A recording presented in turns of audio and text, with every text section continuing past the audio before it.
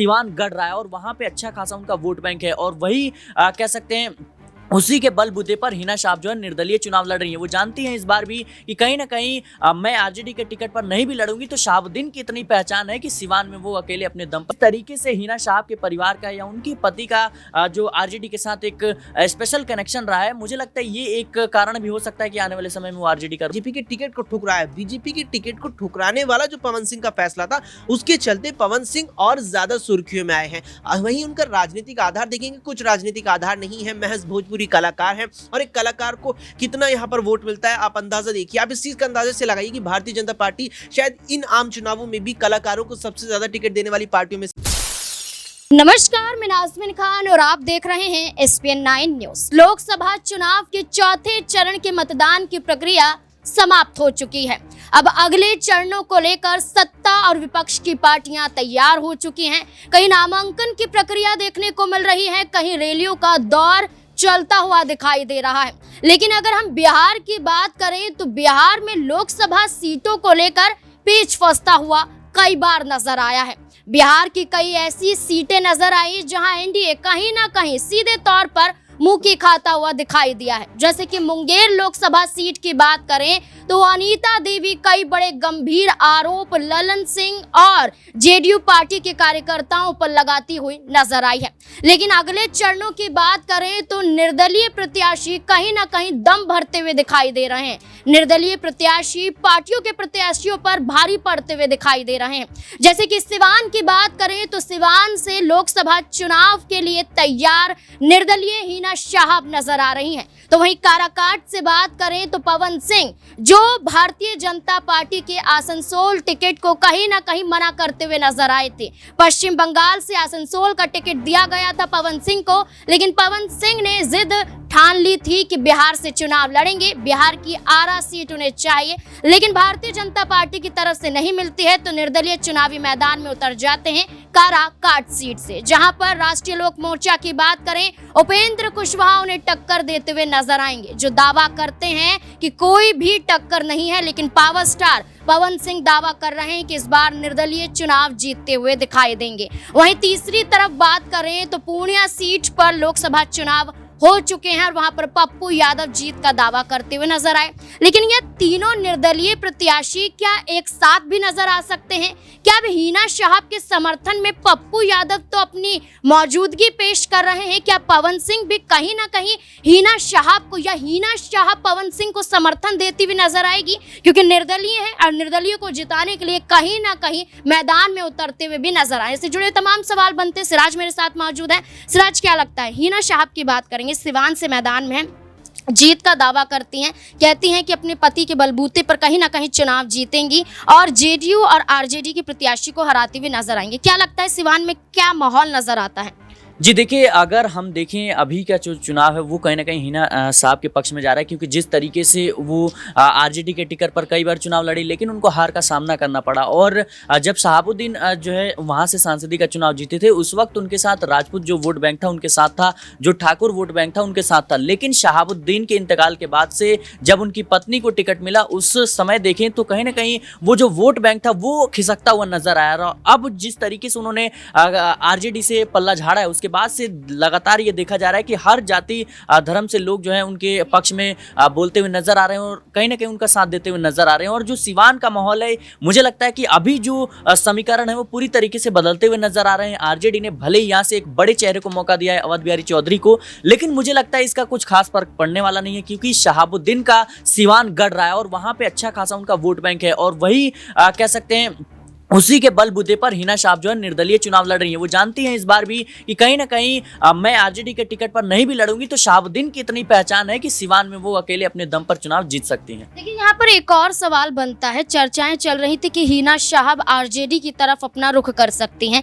क्या ऐसे कदम क्या हिना शाह उठा सकती हैं? क्योंकि शहाबुद्दीन आरजेडी के टिकट से ही चुनाव लड़े, चुनाव जीता, साहिब के रूप में देखे जाते हैं और कहीं ना कहीं आरजेडी भी उनके पति का इस्तेमाल करते हुए नजर आ रही है पोस्टर के माध्यम से उनकी तस्वीरों का इस्तेमाल करना, तो क्या हिना शाहाब निर्दलीय चुनाव लड़ रही हैं? जैसे कि पप्पू यादव निर्दलीय चुनाव लड़ते हुए नजर आए, चर्चा चल रही थी कि कहीं ना कहीं आरजेडी भी उन्हें समर्थन देती हुई नजर आ रही है। क्या इस कड़ी में अगर ये तस्वीरें नजर आती हैं तो क्या हिना शाहाब भी आरजेडी की तरफ रुख कर सकती हैं? जी बिल्कुल, ये एक कह सकते हैं पक्ष हो सकता है, लेकिन जिस तरीके से अभी आरजेडी ने उनको कह सकते हैं दरकिनार किया, लगातार पहले जो है उनको टिकट को लेकर के असमंजस की स्थिति में थी, वहीं जब उनकी नाराजगी खुलकर सामने आई उसके बाद से लगातार आरजेडी और आरजेडी के जो आलाकमान है वो हिना शाहाब के कॉन्टेक्ट बनाने की कोशिश कर रही थी, उनसे बातचीत करने की कोशिश कर रही थी कि कहीं ना कहीं हिना शाहाब मान जाए। लेकिन हिना शाहाब का साफ तौर पर कहना था कि हम शहाबुद्दीन के जो है उनके नक्शे कदम पर चल रहे हैं, उनके रास्ते पर चल रहे हैं, हम किसी के सामने झुकने वाले नहीं हैं। और जाहिर सी बात है कि अगर किसी नेता का अगर उसके गढ़ में सियासी रसूख मजबूत है तो वो क्यों किसी पार्टी का मोहताज होगा,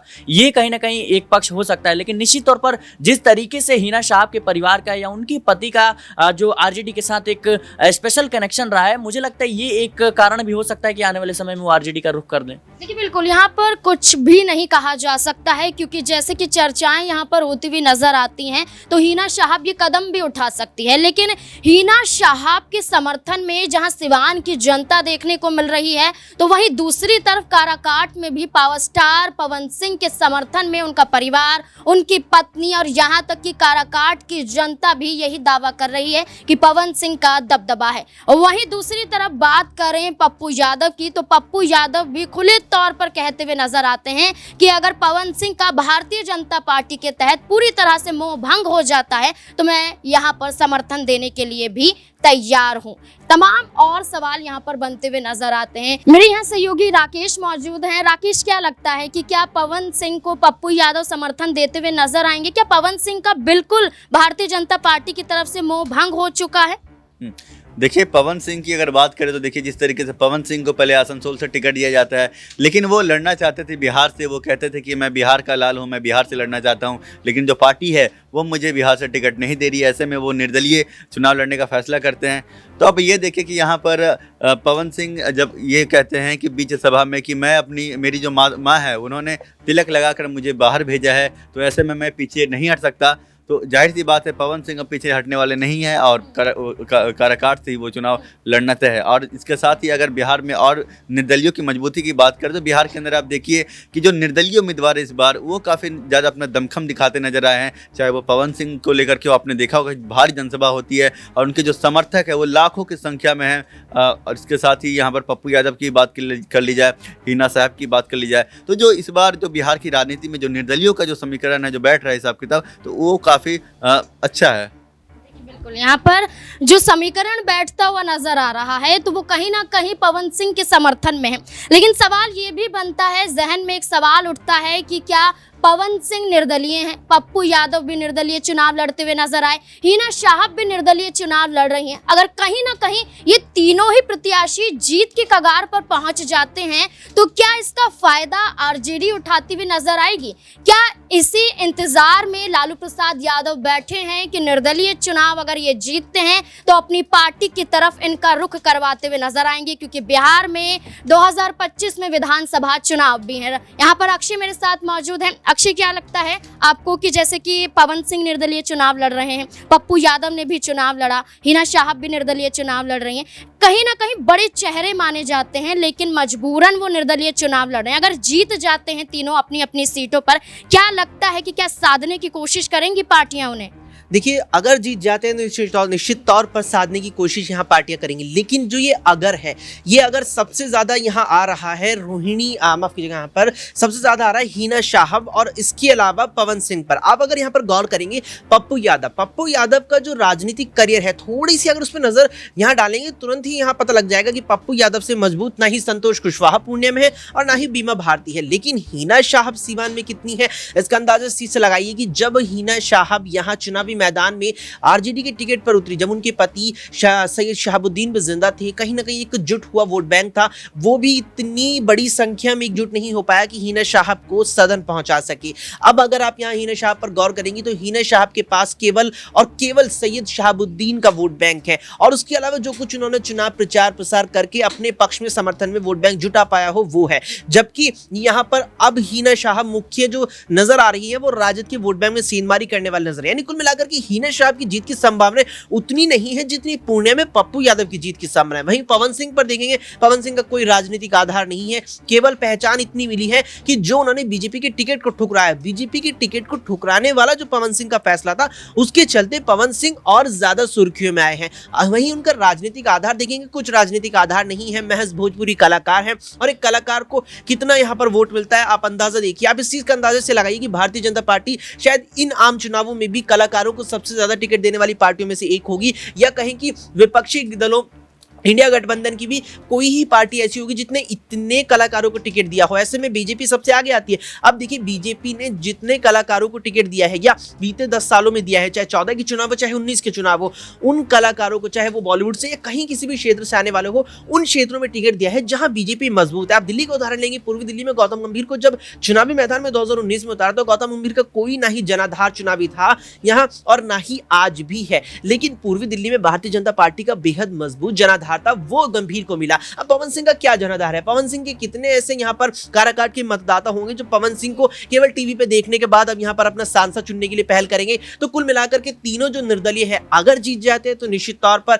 राजद और बीजेपी और यहाँ तक कि जेडीयू ने अपनी ओर लेने की कोशिश करेंगी, और यहाँ पर जीत की बात जो है यह प्रबल संभावना है वो सबसे ज्यादा तो पवन सिंह और यहाँ हिना साहब से भी ज्यादा यहाँ पर पप्पू यादव की पूर्णिया में नजर आ रही है। पप्पू यादव की जीत के कहीं ना कहीं दावे किए जा रहे हैं, लेकिन एक बात यहाँ पर भूल नहीं सकते हैं कि जब पावर की बात की जाती है तो पावर कहीं ना कहीं पवन सिंह भी दिखाते हुए नजर आते हैं। निर्दलीय चुनाव लड़ रहे हैं, राजनीतिक सरोकार नहीं है, लेकिन अगर चुनाव जीतेंगे तो राजनीति में आगे बढ़ते हुए भी नजर आएंगे और कहीं ना कहीं राजनीतिक भविष्य भी देखते हुए उनका यहाँ पर मिल सकता है। इसलिए कहा कुछ भी जा सकता है कि पवन सिंह और पप्पू यादव और हिना साहब निर्दलीय चुनाव लड़ रहे हैं। अगर जीत जाते हैं तो कहीं ना कहीं एक बड़े चेहरे के रूप में भी नजर आ सकते हैं और विधानसभा चुनाव के दौरान इनका कई पार्टियां अपनी तरफ रुख भी करवा सकती हैं। क्या लगता है इस मुद्दे को लेकर? क्या है आपकी राय? कमेंट सेक्शन में जरूर बताएं। देखते रहें SPN9 न्यूज़। धन्यवाद।